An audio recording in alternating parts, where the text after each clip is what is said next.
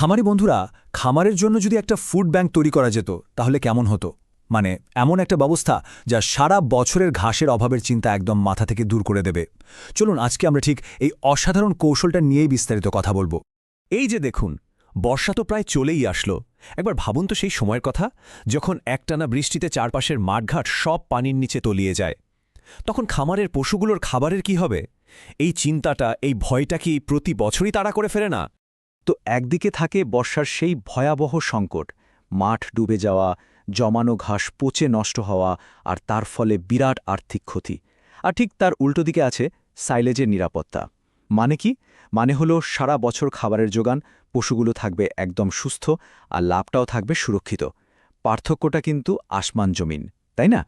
আসলে খামারিদের জন্য এই মৌসুমি ভয়টা একটা বিরাট বড় চ্যালেঞ্জ।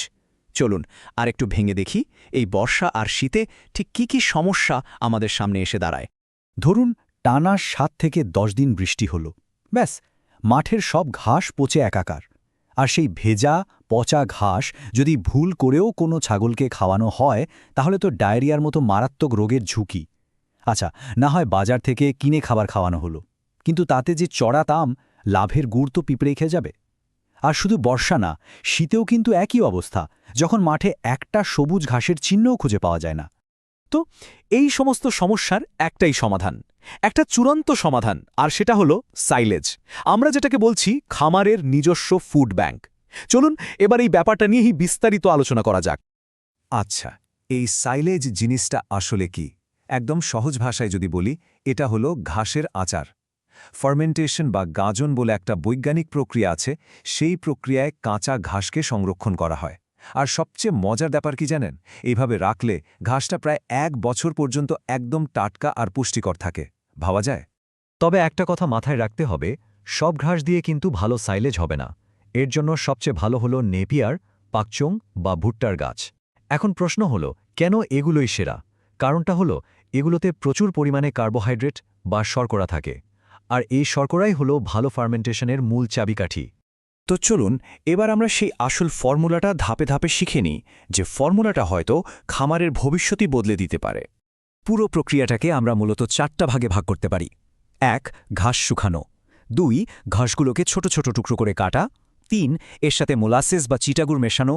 আর 4 নম্বর এবং সবচেয়ে জরুরি ধাপটা হলো একদম টাইট করে প্যাক করা আর মুখটা সিল করে দেওয়া।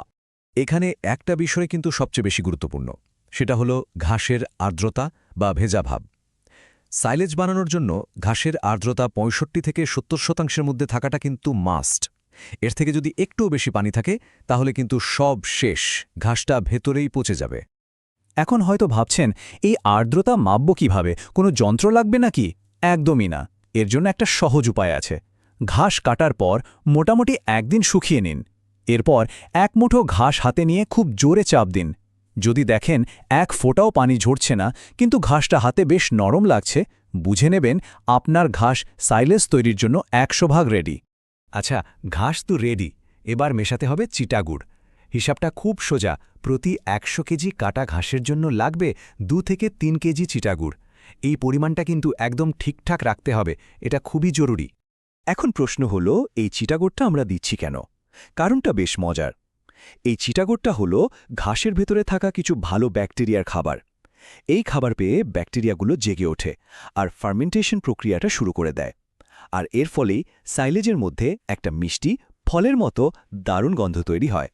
এবার আমরা চলে এসেছি সবচেয়ে গুরুত্বপূর্ণ ধাপে, আর সেটা হলো এয়ারটাইট প্যাকিং। আমি আবারও বলছি, এইখানে যদি সামান্যতম ভুলও হয় তাহলে কিন্তু পুরো পরিশ্রমটাই জ্বলে যাবে। সাইলেজ বানানোর একটাই মূল মন্ত্র, আর সেটা হলো নো অক্সিজেন। মানে ভেতরে কোনো বাতাস থাকা চলবে না, একদম বাতাসশূন্য একটা পরিবেশ তৈরি করতে হবে। কারণ একটুও যদি বাতাস ঢোকার সুযোগ পায় তাহলেই কিন্তু ঘাসে ফাঙ্গাস ধরে যাবে। আর ফলাফলটাও কিন্তু সাদার কালোর মতো পরিষ্কার। যদি প্যাকিংটা একদম ঠিকঠাক হয় তাহলে পাওয়া যাবে সোনালি বাদামি রঙের দারুণ পুষ্টিকর একটা খাবার। আর যদি বাতাস ঢুকে যায় তাহলে তৈরি হবে কালো রঙের ফাঙ্গাস, যেটা পশুর জন্য এক কথায় বিষ। এই কাজের জন্য কিন্তু যে কোনো সাধারণ পলিথিন নিলে হবে না। ব্যবহার করতে হবে হেভি ডিউটি সাইলেজ ব্যাগ, যেগুলো বেশ মোটা হয় আর সহজে ফুটো হয় না। আচ্ছা, ব্যাগে ঘাস ভরার পর নিজের পা ব্যবহার করে খুব ভালোভাবে চেপে চেপে ভেতরের সবটুকু বাতাস বের করে দিতে হবে।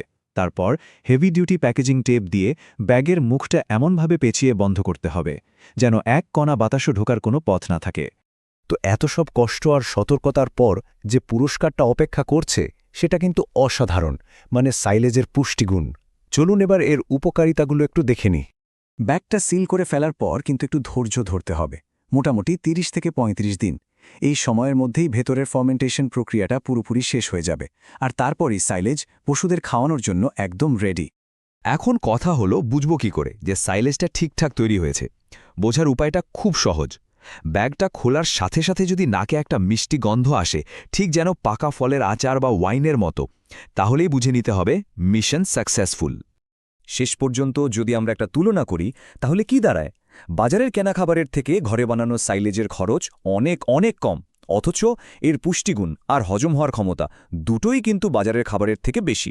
সোজা কথায় কম খরচে বেশি লাভ। তাহলে খামারের খাবারের নিরাপত্তা তো নিশ্চিত হলো। এখন আর বর্ষাকালে ঘাসের অভাব নিয়ে কোনো দুশ্চিন্তা রইল না। কিন্তু বর্ষা তো শুধু ঘাসের অভাব নিয়ে আসে না, এর সাথে আসে আরও কিছু নীরব ঘাতক, কিছু ভয়ঙ্কর রোগ। সেই বিপদগুলো থেকে খামারকে বাঁচানোর উপায় কি, সেটা নিয়েও তো ভাবতে হবে, তাই না?